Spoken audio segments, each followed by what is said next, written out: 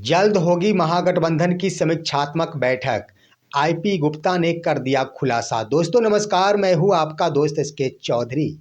आखिर वही आईपी गुप्ता जिनके बारे में इन दिनों खबर है कि वो महागठबंधन को छोड़कर एनडीए में जाने वाले हैं, और यह खबर कोई और मीडिया के द्वारा नहीं बल्कि मीडिया के सामने उन्हीं के द्वारा दिया गया है। और इस रूप में दिया गया कि एनडीए के अंदर नीतीश कुमार की जदयू के स्तर से उन्हें मंत्रालय सौंपने का ऑफर दिया जा रहा है। और उन्होंने ये भी कहा था कि मैंने भी अपने स्तर से शर्त रख दिया हूं।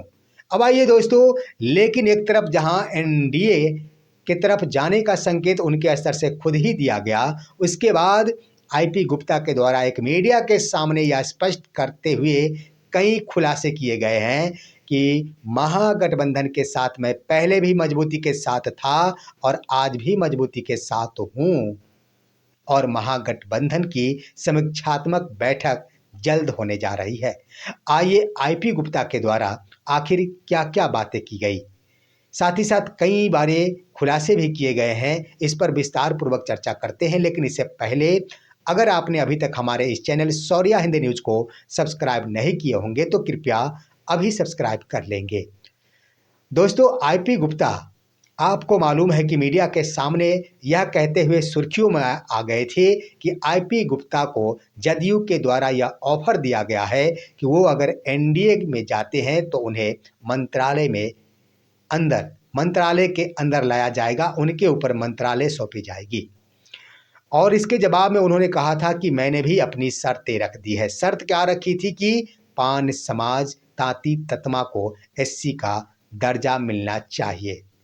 दोस्तों यह बयान देने के बाद यह खबर सुर्खियों में बन गई थी कि आईपी गुप्ता महागठबंधन का दामन छोड़कर एनडीए में जा रहे हैं, जिसका नतीजा हुआ था कि महागठबंधन के शीर्ष नेताओं का लगातार संपर्क आईपी गुप्ता के साथ होने लगी। लेफ्ट के दीपांकर भट्टाचार्य के द्वारा भी मुलाकात हुई आईपी गुप्ता के साथ, तो वहीं पर आरजेडी के अब्दुल वारिस सिद्दीकी ने भी आईपी गुप्ता के साथ मुलाकात की।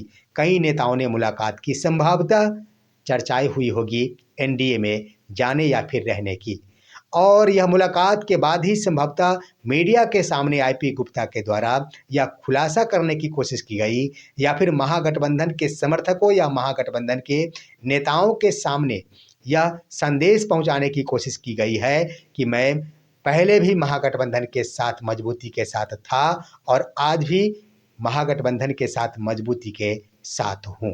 इसका जवाब देते हुए उन्होंने कहा, जब मीडिया के द्वारा सवाल पूछा गया कि आप एनडीए में जा रहे हैं, तब उन्होंने कहा कि बहुत ही जल्द मैं यह प्रयास में हूं कि महागठबंधन की समीक्षात्मक बैठक हो। उन्होंने कहा कि मैंने कांग्रेस बिहार प्रभारी कृष्णा अल्लावरू से भी बातचीत की है, मैंने घटक दलों के शीर्ष नेताओं के साथ बातचीत की है, और इस बातचीत के आधार पर हमने महागठबंधन की समीक्षात्मक बैठक बुलाने को कहा है। साथ ही साथ उन्होंने कहा, कई बातों का भी उन्होंने खुलासा किया। समीक्षात्मक बैठक के क्रम में जब मीडिया के द्वारा उनसे पूछा गया कि क्या 10,000 रुपए महागठबंधन के हार का प्रमुख कारण रहा क्या, तब उन्होंने कहा कि नहीं, 10,000 रुपए महागठबंधन के हार का प्रमुख कारण नहीं रहा, सिर्फ एक कारण रहा, बड़ा कारण नहीं है, बड़ा कारण कुछ और है। उन्होंने स्पष्ट कर दिया है कि अगर ऐसी बातें होती, बिहार की महिलाओं ने 10,000 रुपए लेकर वोटिंग की तो तेजस्वी प्रसाद यादव को अकेले आरजेडी को 1,85,00,000 वोट प्राप्त हुए, क्या उनमें एक भी महिलाएं नहीं थी? उसके बाद उन्होंने कहा कि मुझे भी, मेरी पार्टी को भी 2 लाख से ऊपर वोट मिले, क्या उसमें एक भी महिलाओं का वोट नहीं था? उन्होंने स्पष्ट किया कि महिलाओं के द्वारा ये बातें नहीं कि सारी की सारी महिलाएं 10,000 रुपए के कारण ही एनडीए को वोट करती। हार का कारण कुछ और है, और एक नहीं कई कारण है। उन्होंने स्पष्ट रूप में कहा, एक कारण का उदाहरण देते हुए कहा कि बिहार जैसे राज्य में फ्रेंडली फाइट ने आखिर महागठबंधन को हारने में एक अहम भूमिका जरूर निभाई है। उन्होंने कहा कि फ्रेंडली फाइट बिहार में आम जनता के बीच एक अलग किस्म का संदेश लेकर पहुंचा।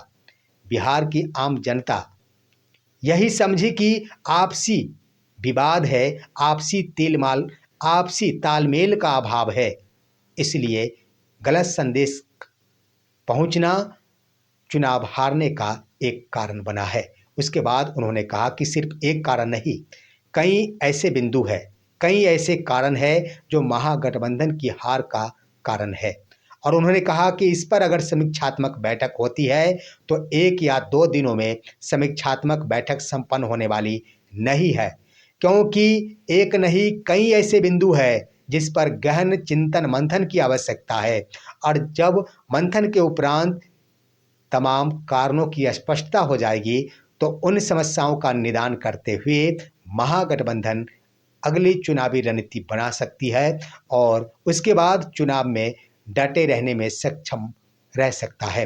तो ये बातें कही गई है, यानी स्पष्ट रूप से कह दिया जाए तो आईपी गुप्ता के स्तर से अपने ही सफाई में सही, परंतु इतना जरूर कह दिया गया है कि बहुत ही जल्द महागठबंधन की समीक्षात्मक बैठक होगी। और साथ ही साथ ये भी कह दिया गया है कि महागठबंधन की हार का एक मुख्य कारण, एक कारण में, प्रमुख कारणों में एक कारण फ्रेंडली फाइट भी अवश्य रहा है।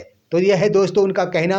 साथ ही साथ आप क्या कहना चाहते हैं, अपनी राय कमेंट के माध्यम से दीजिए। हमारे इस वीडियो को ज़्यादा से ज़्यादा शेयर और लाइक कीजिए और साथ ही साथ दीजिए अपने दोस्त को इजाज़त। हम फिर मिलेंगे आपसे अगले वीडियो में, तब तक के लिए नमस्कार।